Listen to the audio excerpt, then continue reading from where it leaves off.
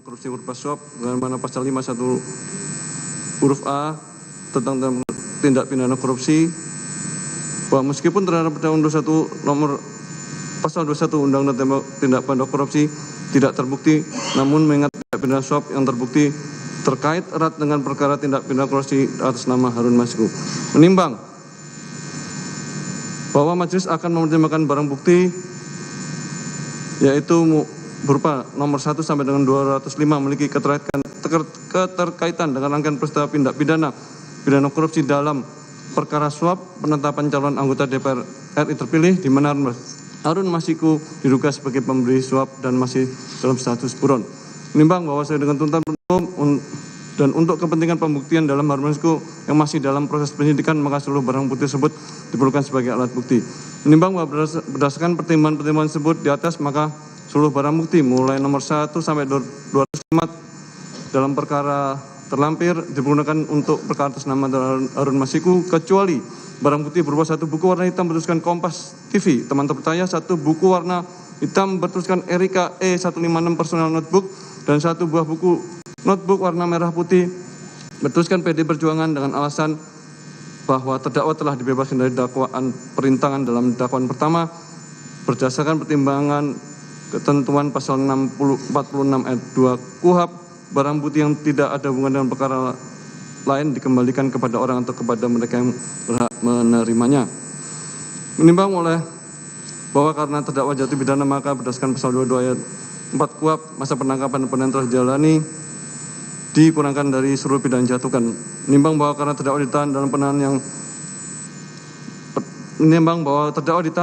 dan penahanan terhadap terdakwa dilandasi alasan yang cukup, maka perlu ditetapkan agar terdakwa tetap berada dalam tahanan. Menimbang bahwa oleh karena terdakwa nyatakan bersalah dan jatuh pidana, maka harus diberi pula membayar biaya perkara. Menimbang bahwa dalam persidangan ini majelis telah menerima masukan substansif melalui amicus curiae dari tokoh-tokoh termuka termasuk Romo Frans Magni Suseno sebagai filsuf dan pemikir konstitusional, mantan Jaksa Agung Marzuki Darusman, serta 22 akademisi dan praktisi hukum lainnya yang memberikan perspektif mendalam tentang aspek yuridis, filosofis, dan konstitusional dalam perkara ini, yang merupakan manifestasi penting dari prinsip demokrasi konstitusional dan transparansi peradilan yang sejalan dengan semangat saling mengawasi dan mengimbangi sebagaimana diamanatkan dalam Undang-Undang 1945. Menimbang bahwa amicus curiae telah mengangkat permasalahan substansi dalam perspektif sosio-legal yang memerlukan perhatian terus dari majelis, khususnya tentang kekhawatiran tentang kemungkinan politically motivated prosecution, timing dan motivasi penuntutan yang dapat mempengaruhi persepsi keadilan. Pentingnya menjaga independensi peradilan dari tekanan politik, kompleksitas hukum pidana dalam perkara korupsi, serta dampak putusan terhadap kepercayaan publik dan kelangsungan demokrasi di Indonesia yang menunjukkan kepedulian mendalam terhadap supremasi hukum dan demokrasi konstitusional.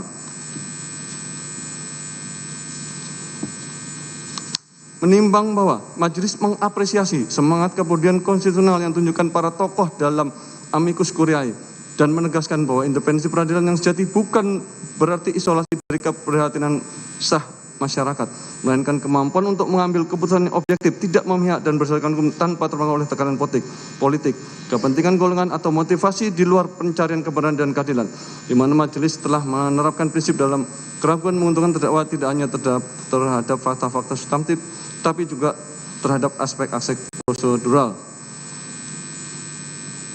Menimbang bahwa dalam memeriksa perkara ini majelis telah menerapkan standar analisis yang ketat terhadap setiap dakwaan, di mana dakwaan 1 mengenai kepentingan perintangan penyidikan, majelis telah melakukan analisis dalam terhadap karakteristik delik material versus delik formil, aspek temporal yang berkaitan dengan perbedaan antara penyelidikan dan penyidikan, serta persyaratan ketat konkret dalam delik material yang pada akhirnya berkontribusi pada keputusan majelis untuk membebaskan terdakwa dari dakwaan tersebut karena tidak terpenuhi unsur-unsur secara temporal dan material.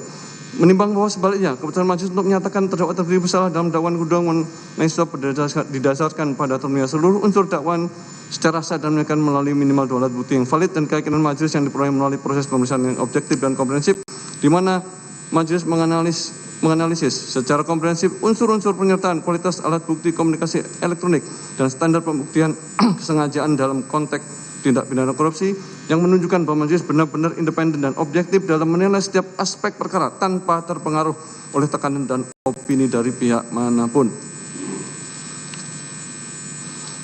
Menimbang bahwa majelis menyampaikan penghargaan mendalam atas kontribusi substantif yang telah diberikan melalui amicus curiae dan menegaskan bahwa seluruh masukan tersebut telah menjadi pertimbangan integral dalam proses pengambilan keputusan, bukan sekedar sebagai referensi tambahan, melainkan sebagai masukan penting untuk memastikan bahwa putusan yang dijatuhkan benar-benar mencerminkan nilai keadilan konstitusional, keadilan prosedural, dan kesetaraan substantif yang menjadi fondasi sistem peradilan dalam negara hukum demokratis, dengan tetap menghormati semangat pencarian keadilan yang disampaikan oleh para tokoh melalui amicus curiae, dan berharap bahwa putusan ini dapat memberikan kontribusi akademik sebagai bentuk menjaga prinsip proses hukum yang adil dan menjunjung tinggi integritas peradilan pidana di Indonesia agar terwujudnya negara hukum yang demokratis.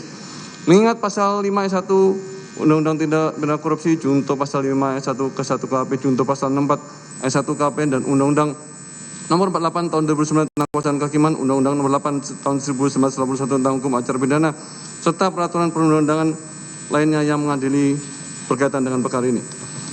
Mengadili: 1.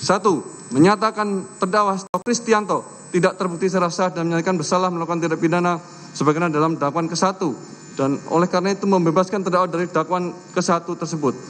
2. Menyatakan terdakwa Hasto Kristianto terbukti secara sah dan menyatakan bersalah melakukan tindak pidana turut serta melakukan tindak pidana korupsi berupa pemberian suap secara bersama-sama dan berlanjut sebagaimana dalam dakwaan kedua alternatif pertama.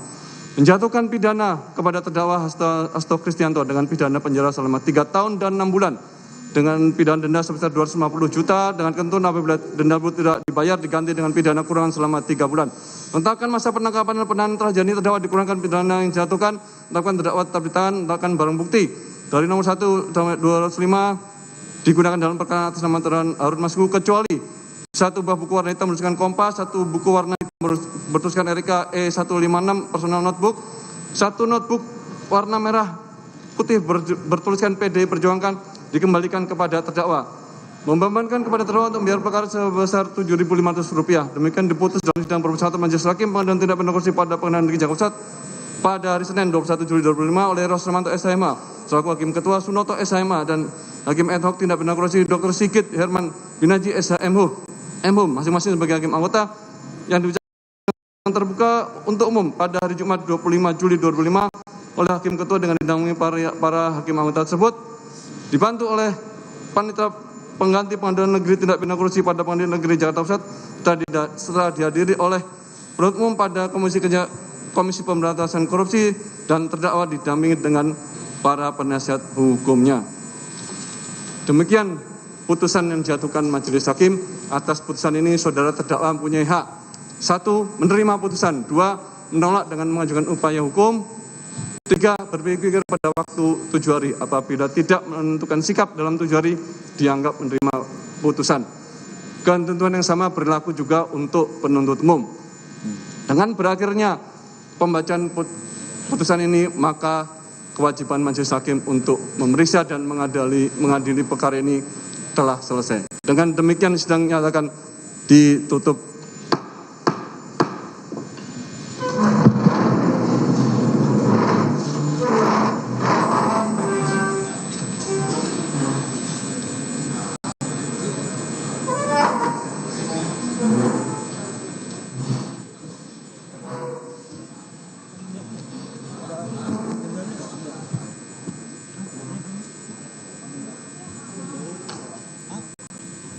Majelis Hakim tadi menyebutkan untuk kasus perintangan penyidikan Hasto Kristianto, Sekjen PDI Perjuangan tidak terbukti melakukan perintangan penyidikan dalam kasus Harun Masiku.